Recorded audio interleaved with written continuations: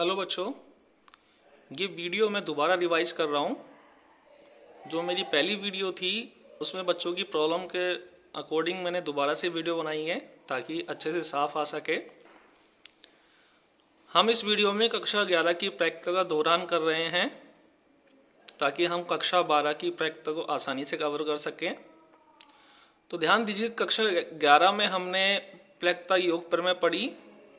उसके अंदर पहला पॉइंट है ए, घटना ए और बी अपवर्जी हो अर्थात उनका इंटरसेक्शन फाई हो, तब पी ए प्लस बी, ये फॉर्मूला बनता है पी ए प्लस बी बराबर P A plus P B. इस फॉर्मूले को हम ए यूनियन बी के रूप में भी दर्शा सकते हैं। पी ए यूनियन बी बराबर P A plus P B. जब घटना ए और बी अपवर्जी न हो अर्थात ए इंटरसेक्शन बी बराबर फाई ना हो, तो ये पी ए प्लस बी वाला फॉर्मूले में P A plus P B minus P A B आ जाएगा, या इसको हम पी ए यूनियन बी बराबर P A plus P B minus P A intersection B भी लिख सकते हैं। ध्यान दीजिए, ए गुना बी और ए इंटरसेक्शन बी का दोनों का अर्थ एक ही है। इंटरसेक्शन बी को सांकेतिक रूप में हम पी ए बी भी लिख सकते हैं। नोट, जब प्रश्न में एक से अधिक घटनाओं में या लगा होता है तो योग प्रमेय का उपयोग होता है। जैसे घटना ए या बी, तो घटना ए और बी के दोनों के मध्य या का उपयोग हो रहा है। जब या का उपयोग होता है तो हम योग प्रमेय लगाते हैं, और योग प्रमेय लगाते हैं तो इसका मतलब हम दोनों घटनाओं के बीच यूनियन का उपयोग करेंगे और यूनियन के फॉर्मूले का उपयोग करेंगे। इसके लिए एक छोटा सा एग्जाम्पल है। दो पासों को एक बार उछालने पर अंकों का योग 7 या 11 आने की प्रैक्टिकल ज्ञात करो। तो ध्यान दीजिए, यहाँ पे दो घटनाएं घटित हो रही है, योग 7 और दूसरी घटना है 11 आना, और दोनों के बीच या आ रहा है। तो सबसे पहले दो पासों को उछालने पर नंबर ऑफ एस, कुल परिणाम 6 की घात 2 बराबर 36 बनेंगे। यहां हमने घटना ए अंकों का योग 7 आना मान लिया, घटना बी अंकों का योग 11 आना मान लिया। घटना ए के अनुकूल परिणाम अंकों का योग 7 आने के अनुकूल परिणाम बने 1 6 6 1 2 5 5 2 3 4 4 3, नंबर ऑफ ए बराबर 6। तो यहाँ पे हमने ए की प्रायिकता निकाल ली, number of A upon number of S बराबर 6/36।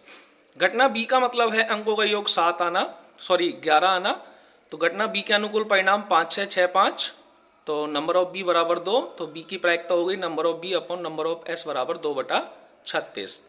अब चूंकि आप ध्यान दे रहे हैं यहाँ पे ए और बी दोनों में कुछ भी उभयनिष्ठ नहीं आ रहा है, तो ये दोनों घटनाएं अपवर्जी हैं। अब चूंकि क्वेश्चन में दोनों घटनाओं के मध्य या लग रहा है, तो उसके अकॉर्डिंग हमें इनकी प्रायिकता निकालनी है। तो अतः अंकों का योग 7 या 11 आना, तो या के अकॉर्डिंग हम यहाँ पे दोनों घटनाओं के मध्य यूनियन लगाएंगे। जब यूनियन लगाएंगे तो हम यूनियन का सूत्र का उपयोग करेंगे। तो ए यूनियन बी बराबर P A plus P B. P A का मान रख दिया 6/36, पी बी का मान रख दिया 2/36, आंसर आ गया 2/9। ऐसे ही हम दूसरी प्रमेय के बारे में बात करेंगे, प्रायिकता गुणन प्रमेय। दो घटना ए व बी के एक साथ घटित होने पर इस हम गुणन प्रमेय का उपयोग करते हैं। ए इंटरसेक्शन बी बराबर पी ए गुणा में पी बी अपॉन ए, या बी इंटरसेक्शन ए बराबर पी बी गुणा में पी ए अपॉन बी। तो दो घटनाओं के एक साथ घटित होने के ये दो फॉर्मूले हैं। दोनों में इंटरसेक्शन बी और बी इंटरसेक्शन ए दोनों एक ही होते हैं। बस ये फर्क है कि हम यहाँ पे ए पहले लिख रहे हैं तो ए घटना पहले घटित हो रही है, और यहाँ पे हम बी पहले लिख रहे हैं तो बी घटना घटित पहले हो रही है। ए अपॉन बी का मतलब क्या है? घटना बी के घटित होने के बाद घटना ए की प्रायिकता को दर्शाने का संकेत है ए अपॉन बी, जिसे हम सहप्रतिबंध प्रायिकता भी बोलते हैं। इस प्रकार हम बी अपॉन ए के बारे में भी यही तात्पर्य लगा सकते हैं। पी ए इंटरसेक्शन बी का मतलब है घटना ए व बी के एक साथ घटित होने की प्रायिकता को दर्शाने का संकेत है ये। जब प्रश्न में दो घटनाओं के मध्य ओ लगा होता है तो सर्वनिष्ठ का उपयोग होता है। दो घटनाओं के मध्य जब ओ लगा होता है तो उनके मध्य हम सर्वनिष्ठ का उपयोग करते हैं, और उसी के अनुसार हम उसके फॉर्मूले का उपयोग करते हैं। इस बात को हम एग्जाम्पल से समझेंगे। ताश के 52 पत्तों में से 2 पत्ते इक्का व और का ही उपयोग होता है, व का मतलब और ही होता है। इक्का और बादशाह निकालने की प्रायिकता ज्ञात करनी है। तो कुल पत्ते 52 हैं, तो नंबर ऑफ एस बराबर 52 हो गए। इक्के 4 होते हैं, बादशाह 4 होते हैं। हमने घटना ए की प्रायिकता को, घटना ए को हमने इक्का होना मान लिया, घटना बी को हमने बादशाह होना मान लिया। ठीक है। अतः हम प्रायिकता निकाल रहे हैं इक्का और बादशाह की। तो देखो हमने पहले ऊपर भी पढ़ा था कि जब और का उपयोग होता है तो हम इंटरसेक्शन का उपयोग करते हैं। तो इक्का और बादशाह का मतलब हो गया, सांकेतिक रूप हो गया इनका पी ए इंटरसेक्शन बी। तो इंटरसेक्शन बी, अब हमें यह ध्यान देना है कि ए और बी में से दोनों में से पहले कौन सी घटना घटित हो रही है। तो सबसे पहले हम इक्का निकाल रहे हैं। आप क्वेश्चन के अंदर ध्यान दीजिए, सबसे पहले इक्का निकलेगा। तो घटना ए पहले घटित हो रही है, उसके बाद घटना बी घटित हो रही है। तो पी ए गुना में बी अपॉन ए। देखो बी अपॉन ए हमने इसलिए लिखा है क्योंकि यहाँ पे बी की प्रायिकता ए की प्रायिकता पर डिपेंड है। तो इसलिए पहले घटना ए घटित हो रही है, उसके बाद बी घटित हो रही है। तो बी की प्रायिकता ए की प्रायिकता पर डिपेंड हो गई। तो हम ए की प्रायिकता निकाल रहे हैं। ए की प्रायिकता 4/52। कैसे? कुल पत्ते 4 इक्के हैं और कुल पत्ते 52 हैं। तो इक्के की प्रायिकता 4/52। अब जब हम इक्का निकाल लेंगे, उसको वापिस नहीं रखेंगे, तो हमारे पास टोटल पत्ते 51 बचेंगे। तो उन 51 पत्तों में से हमें बादशाह निकालना है। तो बादशाह के अनुकूल परिणाम 4 है और कुल परिणाम 51।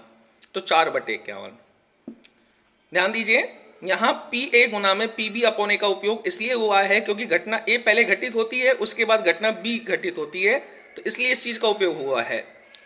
पी बी अपॉन ए को हम ए के सापेक्ष बी की सहप्रतिबंध प्रायिकता बोलते हैं। देखो हम यहाँ पे सहप्रतिबंध के एक टॉपिक पर आए हैं। यही टॉपिक हमारे 12वीं क्लास की जो 16वीं प्रश्नावली है प्रायिकता, उसका पहला टॉपिक ही सहप्रतिबंध है। और सहप्रतिबंध का संकेत बी अपॉन ए और ए अपॉन बी होता है। तो बच्चों आपको ये वीडियो बहुत अच्छे से समझ में आई होगी। तो हम इस तरह से अपनी क्लास को आगे बढ़ा रहे हैं। तो आप इसको अच्छे से पढ़िए ताकि आपको 12वीं क्लास की 16वीं प्रश्नावली प्रायिकता में समझने में आसानी हो। बच्चों सब्सक्राइब करना नहीं भूलें, जरूर सब्सक्राइब करें और लाइक करें।